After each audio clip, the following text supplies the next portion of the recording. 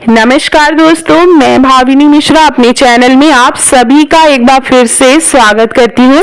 कैसे हैं आप लोग? आप सभी के स्वस्थ जीवन की कामना करते हुए ये वीडियो मैं शुरू करती हूँ। पुत्रदा एकादशी का व्रत आने वाला है, तो पुत्रदा एकादशी व्रत की कथा क्या होगी, संपूर्ण कथा इस वीडियो में मैं आपसे शेयर करूंगी। तो हाथ में पुष्प ले लेंगे और कथा सुनेंगे। प्रेम से बोलिए ओम नमो भगवते वासुदेवाय। श्री युधिष्ठिर कहने लगे कि हे भगवान, आप मुझे श्रावण मास के शुक्ल पक्ष की एकादशी के बारे में संपूर्ण जानकारी दीजिए। व्रत करने की विधि तथा इसका महत्व कृपा करके कहिए। मधुसूदन कहने लगे कि इस एकादशी का नाम पुत्रदा एकादशी है। इसे पवित्र एकादशी के नाम से भी जाना जाता है। पुत्रदा एकादशी व्रत करने वाले व्यक्ति को पूजा के बाद श्रावण पुत्रदा एकादशी व्रत की कथा जरूर सुननी चाहिए। ऐसा करने से व्रत पूर्ण होता है और सभी मनोकामनाएं पूर्ण होती हैं। अब हम शांतिपूर्वक इस कथा को सुनेंगे। इसके सुनने मात्र से ही वाजपेयी यज्ञ का फल मिलता है। तो पुत्रदा एकादशी की जो व्रत कथा है वह इस प्रकार है। द्वापर युग के आरंभ में महिष्पति नाम की एक नगरी थी, जिसमें महिजीत नाम का एक राजा राज्य करता था। लेकिन पुत्रहीन होने के कारण राजा को राज्य सुखदायक नहीं लगता था। उसका मानना था कि जिसके संतान न हो उसके लिए यह लोक और परलोक दोनों ही दुखदायक होते हैं। पुत्र सुख की प्राप्ति के लिए राजा ने अनेक उपाय किए, परंतु राजा को पुत्र की प्राप्ति नहीं हुई। वृद्धावस्था आती देख राजा ने प्रजा के प्रतिनिधियों को बुलाया और कहा, हे प्रजाजनों, मेरे खजाने में अन्याय से उपार्जन किया हुआ धन नहीं है। मैंने कभी देवताओं तथा ब्राह्मणों का धन छीना है। किसी दूसरे की धरोहर भी मैंने नहीं ली। प्रजा को पुत्र के समान पालता रहा। मैं अपराधियों को पुत्र और बांधुओं की तरह दंड देता रहा। कभी किसी से घृणा नहीं की, सबको समान माना है। सज्जनों की सदा पूजा करता हूँ। इस प्रकार धर्मयुक्त राज्य करते हुए भी मेरे कोई पुत्र नहीं है। सो मैं अत्यंत दुख पा रहा हूँ और इसका क्या कारण है। राजा महिजीत की इस बात को विचारने के लिए मंत्री तथा प्रजा के प्रतिनिधि वन को गए। वहां बड़े बड़े ऋषि मुनियों के दर्शन किए। राजा की उत्तम कामना की पूर्ति के लिए किसी श्रेष्ठ तपस्वी मुनि को देखते फिरते रहे।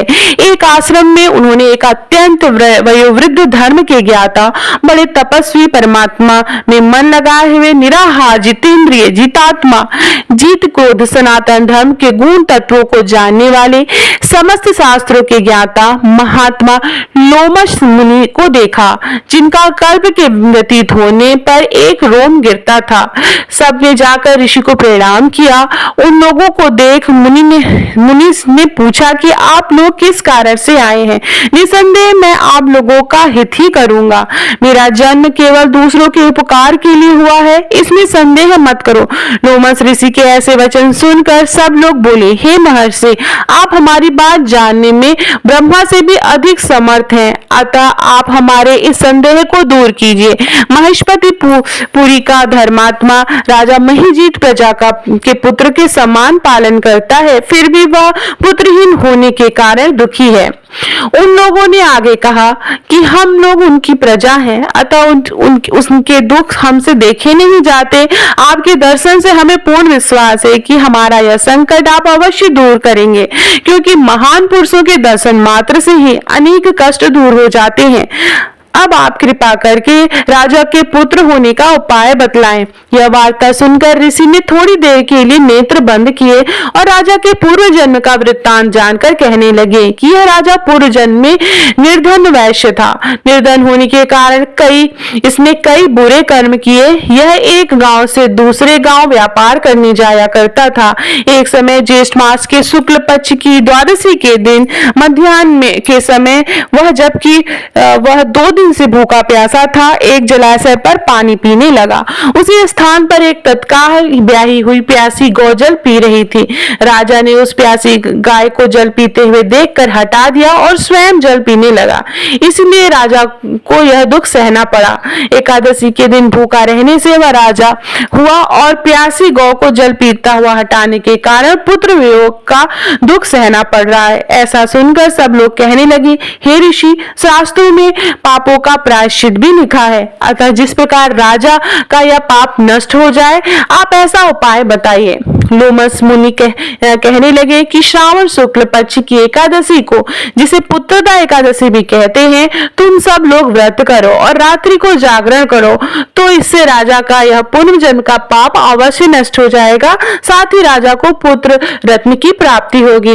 लोमस ऋषि के ऐसे वचन सुनकर मंत्रियों सहित सारी प्रजा नगर को वापस लौट आई और जब श्रावण शुक्ल एकादशी आई तो ऋषि की आज्ञा अनुसार सबने पुत्रदा एकादशी का व्रत और जागरण किया। इसके पश्चात द्वादशी के दिन इसके पुण्य का फल राजा को दिया। इस पुण्य के प्रभाव से रानी ने गर्भ धारण किया और प्रसव काल समाप्त होने पर उससे एक बड़ा तेजस्वी पुत्र उत्पन्न हुआ। इसलिए हे राजन, इस श्रावण शुक्ल पक्ष एकादशी का नाम पुत्रदा पड़ा। अतः संतान सुख की इच्छा हासिल करने वाले इस व्रत को अवश्य करें। इसके महात्म्य को सुनने से मनुष्य सब पापों से मुक्त हो जाता है और इस लोक में संतान सुख भोग कर परलोक में स्वर्ग को प्राप्त होता है। तो इस तरह से यह कथा समाप्त होती है। जय श्री हरि, ओम जय जगदीश हरे। इसके बाद हमें आरती करनी है और इस तरह से व्रत कथा समाप्त होती है। इस कथा को सुनने मात्र से ही 1000 अश्वमेध यज्ञ के बराबर फल की प्राप्ति होती है। तो आशा करती हूँ वीडियो पसंद आया होगा। वीडियो पसंद आया है तो जल्दी से शेयर कर दीजिए। बहुत बहुत धन्यवाद ये वीडियो देखने के लिए।